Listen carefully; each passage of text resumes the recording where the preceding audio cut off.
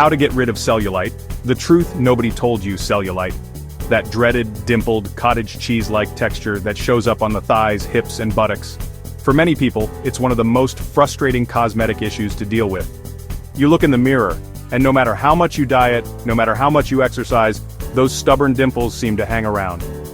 Now, I did a video on cellulite before, but recently I discovered some fascinating new research that completely changes the way we should think about this condition. And today, I'm going to share that with you.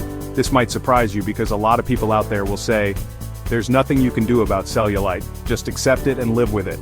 But that's not the full story.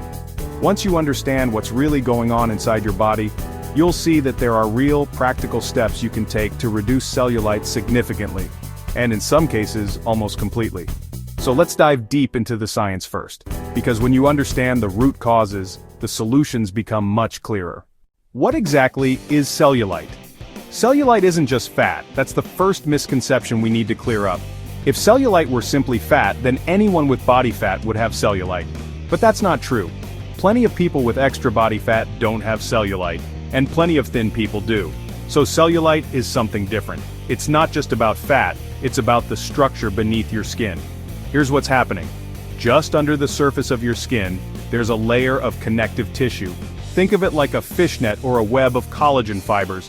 This structure is designed to hold fat cells neatly in place so the skin above looks smooth and even. Beneath that, you've got the fat layer itself, and then the muscle layer under that. In a healthy situation, this collagen web stays strong and tight, the fat cells stay organized, and your skin looks smooth. But with cellulite, that system breaks down. Those collagen bands, the supportive fishnet, start to weaken or dissolve. When that happens, fat cells are no longer neatly contained. Instead, they push upward against the skin, creating that bumpy, uneven cottage cheese appearance. So cellulite is really a collagen disorder that makes fat more visible, not just a fat problem. Why does cellulite only show up in certain areas? Here's something really fascinating. Cellulite only appears in the thighs, buttocks, and hips. You don't usually see it on the arms, the stomach, or the breasts. Why? The reason has to do with receptors in your fat cells. In the lower body, fat cells have about twice as many alpha-2 receptors compared to other areas. Alpha-2 receptors are basically fat-storing switches. They tell your body, hold on to this fat, save it for later. And there's an evolutionary reason for this. The fat in the thighs and hips is designed to act as an energy reserve for pregnancy and breastfeeding. If food were scarce, this fat could supply fuel for both the mother and the baby. That's why cellulite tends to get worse with pregnancy hormone replacement therapy, birth control pills, and menopause. All of these involve hormonal shifts, especially involving estrogen, that affect how fat is stored and how collagen is maintained. The real root cause: estrogen and collagen breakdown. Now let's get into the real science behind cellulite. Normally, collagen fibers hold fat cells in place. But in cellulite, those fibers break down. Why does this happen? Research shows that excess estrogen plays a big role. Estrogen in normal amounts is not a problem. In fact, it helps maintain skin health, bone density, and many other functions. But when estrogen levels become too high relative to other hormones, it can break down collagen and elastin fibers, damage fibroblasts, the cells that build collagen, thin the skin, making fat underneath more visible. This is why cellulite is so closely linked with hormonal changes. But here's something that confuses people. If estrogen causes cellulite, why do women in menopause, when estrogen is low, still struggle with it? The answer lies in a fascinating enzyme called aromatase. Aromatase, the enzyme that keeps making estrogen. When the ovaries stop producing estrogen in menopause, that doesn't mean estrogen production is gone forever. Other tissues in your body, especially fat cells and skin cells, can still produce estrogen. How? Through aromatase. Aromatase converts testosterone into estrogen. So even if ovarian estrogen is low, local estrogen levels in the fat and skin can actually be quite high. And here's the key. Too much aromatase activity =, too much estrogen in those tissues.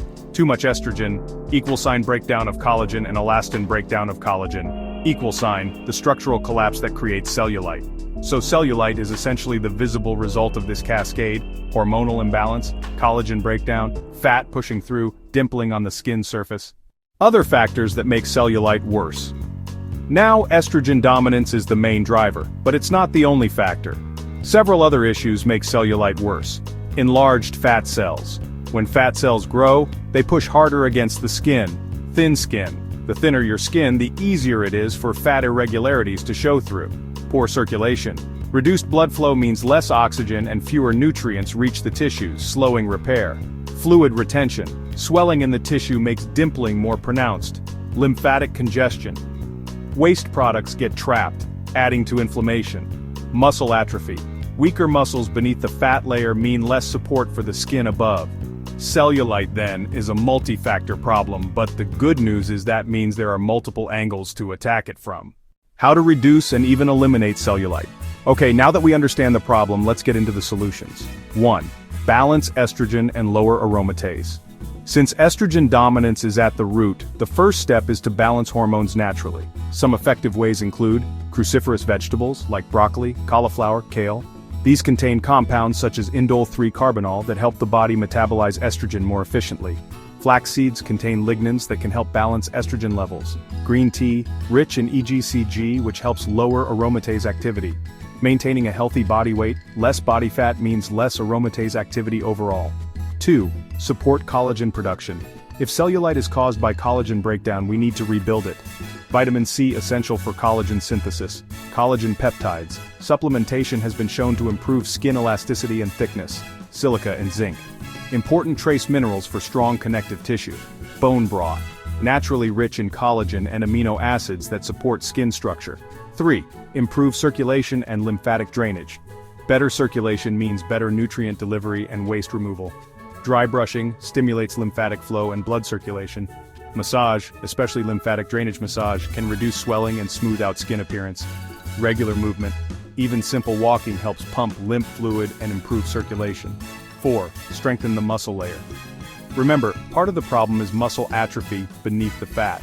Targeted strength training for the lower body can create a firmer foundation which smooths the overlying skin. Focus on squats, lunges, glute bridges, deadlifts. 5. Reduce inflammation and fluid retention. Cellulite gets worse with inflammation and water retention.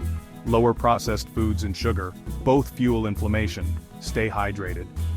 Proper water intake helps flush toxins and supports skin elasticity.